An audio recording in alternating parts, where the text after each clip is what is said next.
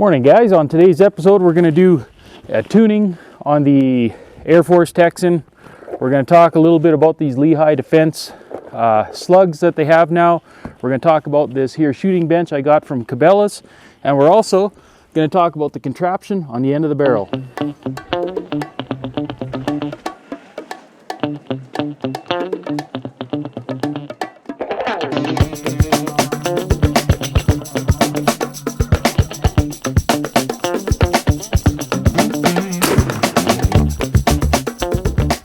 Alright, welcome back to Fab and Adventures, guys. So today we're basically tuning the Airforce Texan 50 caliber carbine carbon fiber bottle. It's a mouthful.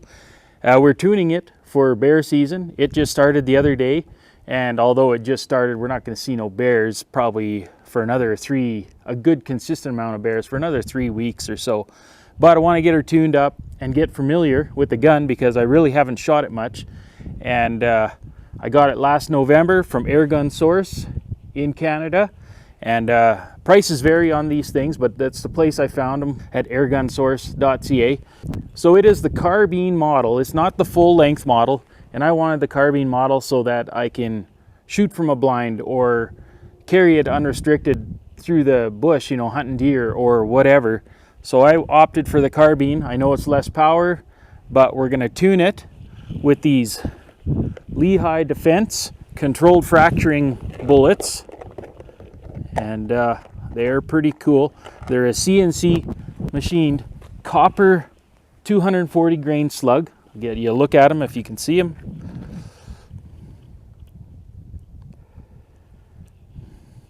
CNC machined.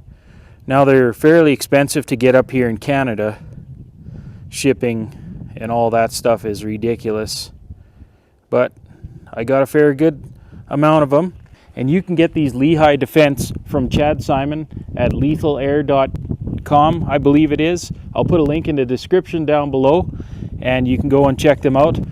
And I was hoping to get this testing done before the wind picks up. It's supposed to get really windy today, but I might not get to testing this. I might have to finish the video tomorrow. We'll see how windy it gets. Fairly protected in the yard here, but so these are, like I said, they're a 240 grain CNC machine, solid copper slug, specially formulated for air guns. They just ride. Like, there's these 3 little rings you might have seen when I showed you up close. That's basically what rides on the rifling, or the rifling cuts into these little grooves. The back cup opens up a little bit more to give you some little bit of stability. So like what I've read on the internet, some guys are saying they drop right through, but they do not drop right through the barrel. They actually do stick in and they engage the rifling, and they're supposed to be pretty darn accurate. And I haven't done really any testing with this gun at all. Like, I've shot, I think, 3 of these rounds through, and now I just shot 3 just getting the intro for the video made. And we're going to try and tune these babies for hunting bear. And if I can do pretty good with them, and I feel the power of this thing is adequate, then we're going to move up to deer, and then hopefully elk with a heavy lead slug or something like that. So let's talk a little bit more about the Texan carbine. So as you can see, the Texan carbine comes with this particular model comes with a carbon fiber tank, good for 3600 psi. And it's your standard Texan firing mechanism. You can see here it is lever actuated, and it's as simple as just dropping your shell in there, pushing it forward, give her a little snug down, make sure it's engaged in the rifling, close her up, she's ready to go, safety off, ready to fire. I just got a simple Hawk 3-9 scope on it, nothing special. All right, moving towards the front, here you can see the carbine model. Typically, I believe the length Texans, the barrel comes out to here, gives you quite a bit more power, but I just felt like that was such a long gun that I wanted the carbine just for better handling in the bush and in a blind. And in another episode of this series, if you want to call it that, I'm going to show you what this here contraption is all about. And it's actually a rangefinder, and I had to make this rod to get the distance far enough so that I wasn't blowing the batteries out and it would actually read it, but we'll go into that into another video. All right, so here you can see the power wheel, and I did play with it a little bit before and tried doing a little bit of tuning. Let's see what we can do here. This wheel here turns up and down. You can probably see that. And that's just where I thought I had it, so it's not completely on max power. And you turn it so that this line here just keeps coming further forward till this line. So you can see right now this little line on the barrel matches up with this line here on the receiver, if you want to call it that. And then to get to max power, basically there you see you're halfway between 3/4 and max. So let's try a grouping somewhere in there.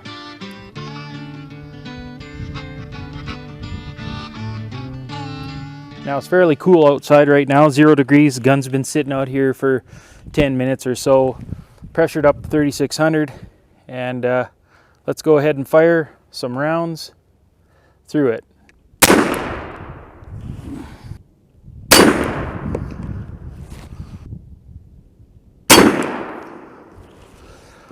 Now, as you can see here with the chamber closed, you can't see the little dots there to adjust. So all you do is you open up the lever, it exposes the little dots. We're going to crank this bad boy up to max power. See what it does. And I think we're going to call that about max.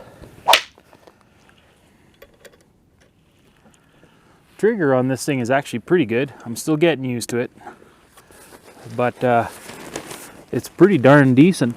Okay, let's try a group of 3 right in here.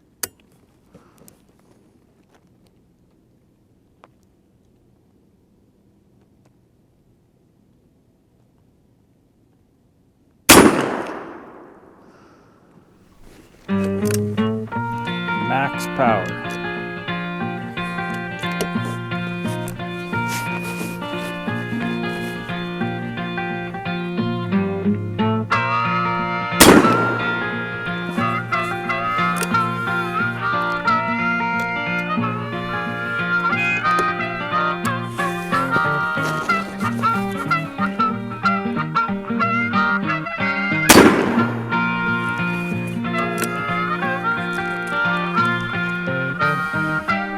Let's fire a few more here. Max power seemed not too bad.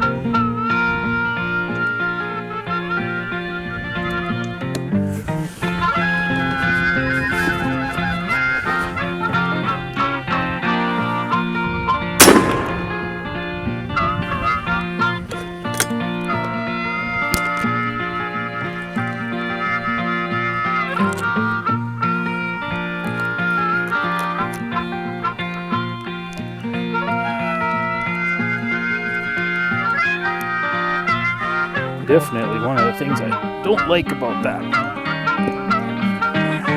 All right, let's try shot number 2.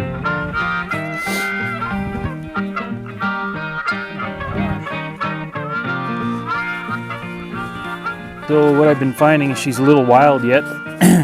So instead of filling to 3600, I took it and filled to 3400, kept it at 3/4 power. Let's see what happens. These bullets are expensive. They're like probably just about $3 a shot by the time you get them to Canada, so this could get expensive. Let's see what she does here.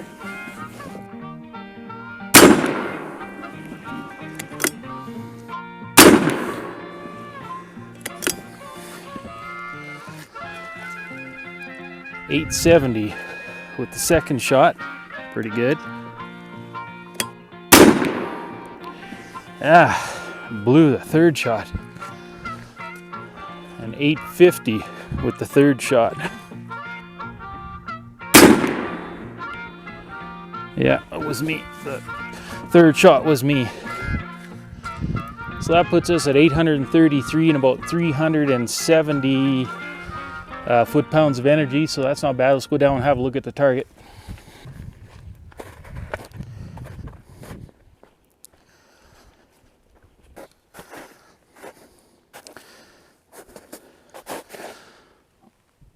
So not bad there. I would say that's totally doable. That shot down to the bottom right, you know, a couple 2-3 inches low, and right, that was the one I pulled. And then the last shot I took was the one to the left off of it, off of the little group there. So I mean, we're inch and a half, inch and a quarter, inch and 3/8 group, something like that. I think that's pretty darn good. So that's not a bad little group, and we're running probably in that average of 860, something like that. That seems to be pretty good, pretty consistent. I just had to drop my how high I pressured the tank up from 36 down to about 34, and I kept that 3/4 power setting, and we're doing 860. And I would say that inch and a half group, that's pretty good at 50 yards. I think I'm gonna just plain old call that good. That leaves me with 3 more boxes, a little bit to play with, and then hopefully for hunting bear. And I'm gonna keep testing to make sure it's consistently like this, and hopefully you'll see me get a bear with this baby later on this summer, or spring I should say. Let's move it back to 75 and see what happens.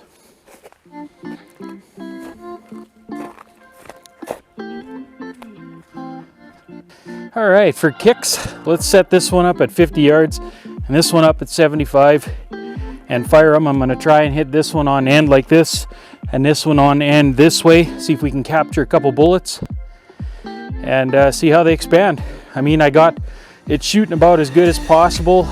You know, I got, I don't know, 4-inch group or something at 75 and just over an inch like you seen there at 50. So not great. There's more testing to do and playing around, but I only got so many of them bullets, so let's go shoot some of this stuff and see what happens.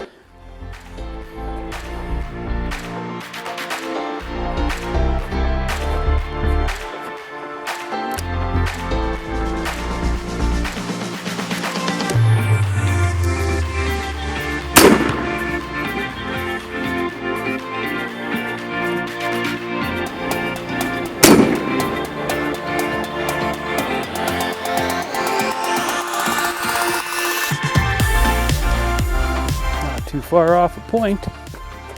Looks like she came right through. Well, she blew completely through this jug here, hit here, split the whole side out, and actually looks like it exited right there. Oh, this might be the slug here. It's pretty wet. I'm guessing it is.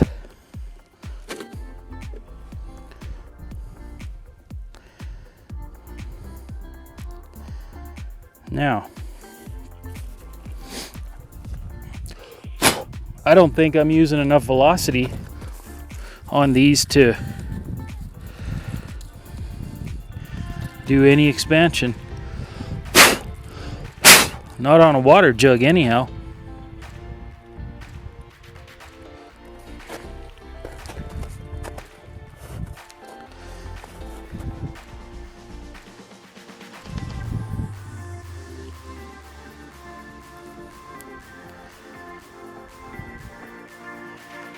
Now this could be a slug from the previous shot.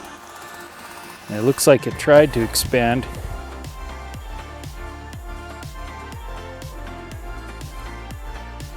But it could be a previous shot. It might not be actually the one that went through the jug. Let's do a little more looking.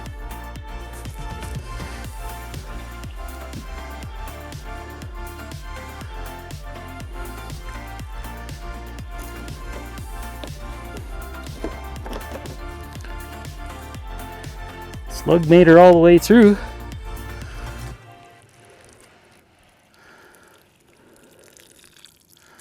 Where it went though, who knows? Now I don't see the slug anywhere, but it did, obviously it did come out the backside, you can see. I'll use this to wash my hands off. It went through that jug and into this hillside. We'll have to bring the metal detector out to see if we can find it.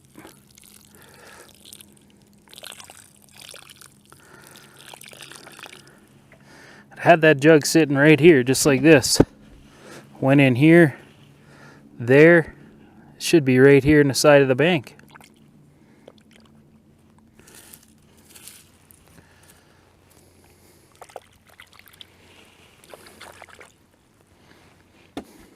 Definitely not in there.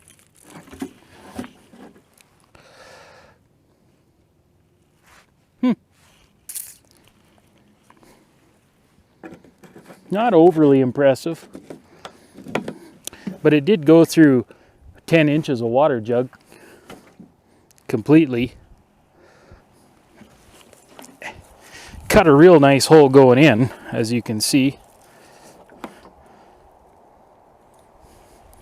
Right here, real nice circular hole, and it looks like he just barely made it out this side, which surprises me that the slug's not right there.